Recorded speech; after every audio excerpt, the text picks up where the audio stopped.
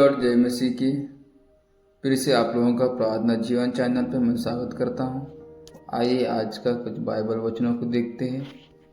आज पहला पत्रस 2 अध्याय उसका 16 वचन, तुम स्वतंत्र हो परंतु अपनी स्वतंत्रता को बुराई ढांपने का उपाय ना बनाओ, परंतु परमेश्वर के दासों के समान जीवन बिताओ। अर्थात इस वचन में पतरस प्रेरित हमें एक बहुत संचालित आत्मिक सिद्धांत सिखाते हैं। मसीह जीवन में स्वतंत्रता और जिम्मेदारी का सही प्रयोग। तुम स्वतंत्र हो। जब हम यीशु मसीह में विश्वास करते हैं तो हमें पाप, मृत्यु और व्यवस्था के दंड से स्वतंत्रता मिलती है। अब हम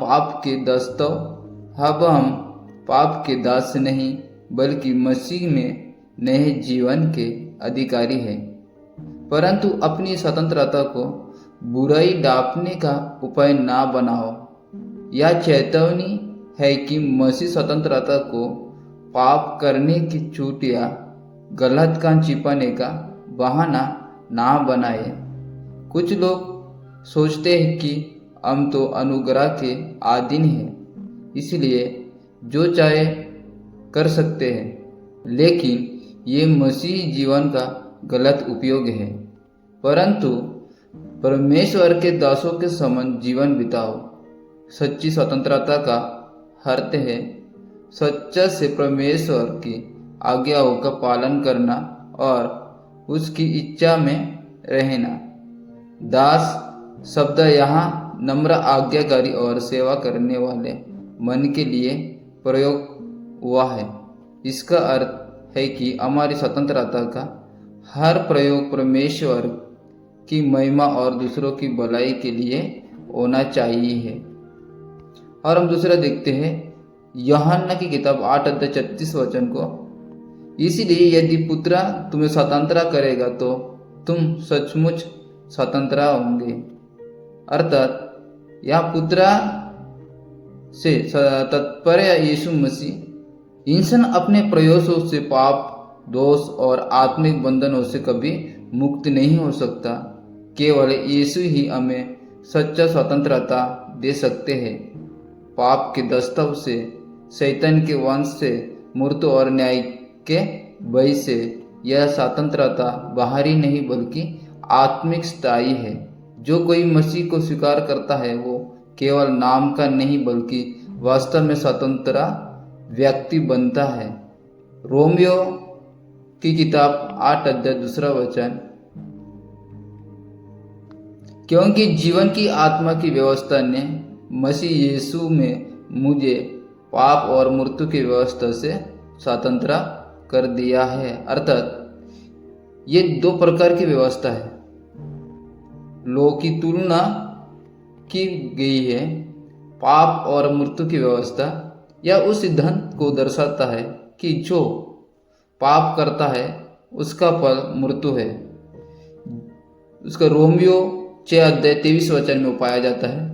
जो हम देखते हैं जीवन की आत्मा की व्यवस्था, यह पवित्र आत्मा का कार्य है जो मसीह में हमें नया जीवन देता है।